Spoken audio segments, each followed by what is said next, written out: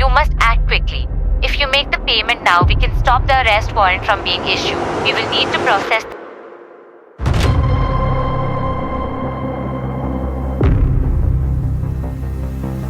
Police की team ने online ठगी के एपीके फाइल के साइबर क्राइम का पर्दाफाश किया है। 2019 से लेकर 2024 अप्रैल मंथ तक के इंडिया में 40 लाख साइबर क्राइम रिपोर्ट दर्ज हो चुकी है, जिससे होने वाला नुकसान कई सौ करोड़ का है। आपने भी कभी ना कभी साइबर क्राइम के बारे में जरूर सुना होगा। ओटीपी वाले स्कैम के बारे में, ऑनलाइन फ्रॉड के बारे में, क्रेडिट कार्ड स्कैम के बारे में, फैंटेसी गेम्स के बारे में, ऑनलाइन गेमिंग के बारे में। ये सारे ही एक तरीके से साइबर क्राइम रिपोर्ट्स के अंदर आते हैं और बहुत सारे लोगों ने तो इसे फेस भी किया, जिसकी वजह से उनका लाखों का नुकसान हो चुका है। पर मैं आज आपको बताने वाला हूँ कि साइबर क्राइम रिपोर्ट्स कितनी तेजी से इंडिया में बढ़ी है कोविड-19 पेंडेमिक के बाद। जहाँ 2019 में साइबर क्राइम रिपोर्ट्स इंडिया में मात्र 26,000 थी, वही अगले साल बढ़कर ये रिपोर्ट्स 2.5 लाख तक के पहुंच गई। सीधा 10 गुना की तेजी से बढ़े ये केसेस इंडिया में। इन केसेस का इतनी तेजी से बढ़ने का सबसे बड़ा कारण कोविड-19 पेंडेमिक को भी माना जाता है, जिसमें बहुत सारे लोगों की जॉब चली गई। उस वजह से बहुत सारे लोगों ने साइबर क्राइम की दुनिया में कदम रखा। A rise in cybercrime is being driven by the COVID pandemic. The National Watchdog is reporting one threat every 8 minutes. The Australian Cybersecurity Centre's annual threat report shows more than 67,000 cybercrimes. इसके बाद से cyber crime cases की series 6 गुना की तेजी से बढ़ी है, जो आंकड़े आज तक कम नहीं हुई। जैसा मैंने पहले बताया, 2019 में साइबर क्राइम रिपोर्ट जहां मात्र 26,000 थी, वही उसके अगले साल पेंडेमिक में केसेस बढ़ के 2,57,700 हो गए। उसके अगले साल 2021 में 4,52,414, 2022 में 9,66,790, 2023 में 15,56,280, 2024 के अप्रैल मंथ तक के ही 7 लाख केसेस दर्ज हो चुके हैं साइबर क्राइम के। इंडिया में साइबर क्राइम इतनी तेजी से बढ़ने का दूसरा सबसे मेजर कारण पॉपुलेशन और अनएम्प्लॉयमेंट को बताया जाता है। जहां हमारे देश की पॉपुलेशन वर्ल्ड की नंबर 1 पे है, पर हमारे देश का पॉपुलेशन रेशियो इतना नीचे है। तो इसमें कोई शक नहीं होगा कि युवा अगर उनको पैसे चाहिए तो साइबर क्राइम की दुनिया में जरूर कदम रखें। इन आंकड़ों की माने तो आने वाले 10 सालों में साइबर क्राइम से होने वाला money loss world wide $9 trillion का होगा। ये नंबर इतना बड़ा है जो पाकिस्तान जैसे बड़े देशों की जीडीपी से भी बहुत ज्यादा है। अगर इस नंबर को मैं तुम्हें वर्चुअली दिखाऊं तो ये नंबर इतना बड़ा होगा। इंडिया में होने वाले 75% साइबर क्राइम फाइनेंशियल फ्रॉड होते हैं। ये यूं कहूं पैसे से रिलेटेड फ्रॉड होता है, जिनका मेन सोर्स होते हैं online investment fraud, gaming apps, illegal trading apps and most common OTP scam या कहे क्रेडिट कार्ड स्कैम, जिसे आपने और मैंने बहुत बार फेस किया होगा।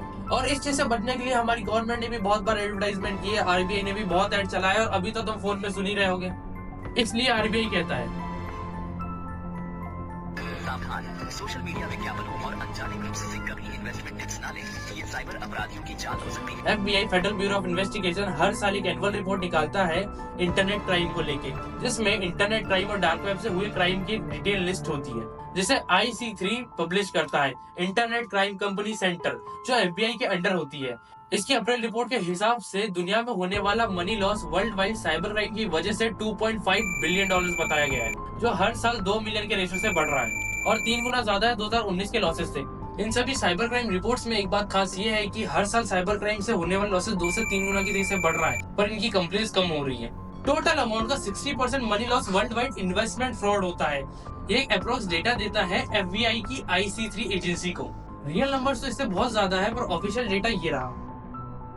हमारे देश इंडिया की बात करें तो यहाँ पे साइबर क्राइम से होने वाला money loss, gaming, fantasy games बहुत ज्यादा हो गया, जिसके चक्कर में हमारे युवा बर्बाद तो हो ही रहा है और हम लोग इसे प्रमोट और ज्यादा कर रहे हैं। और ऑनलाइन गेम जिसमें वह पैसे कमाने के लालच में अपने पूरी पैसे लगा देता है। कुछ लोग अपने कॉलेज की फीस लगा देते हैं, कुछ माँ बाप से उधारी ले लेते हैं, कुछ दोस्तों से उधारी ले लेते हैं और कुछ लोग लोन्स लेके गेम खेलते हैं, जिसकी वजह से वो इनके एडिक्ट हो जाते हैं और उनसे छूट नहीं पाता। अच्छा, इसमें एक सबसे बड़ा रोल अदा करती है क्रेडिट कार्ड कंपनी।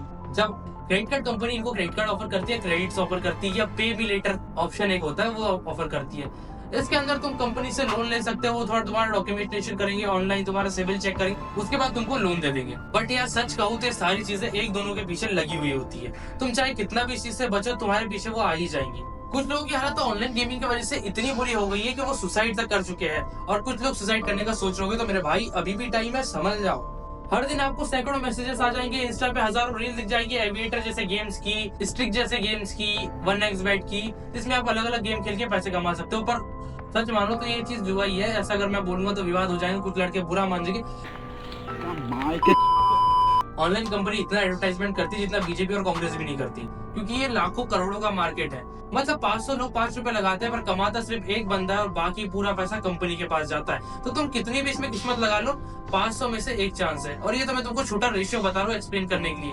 इसका अमाउंट बहुत ज्यादा है, क्योंकि फैंटेसी क्रिकेट में लाखों पॉसिबिलिटी होती है किसी टीम के जीतने और किसी प्लेयर के अच्छा खेलने और नहीं खेलने के पीछे। एक बेसिक सा कैलकुलेशन बताता हूँ मैं तुम्हें, जो मैंने बहुत पहले सुना था।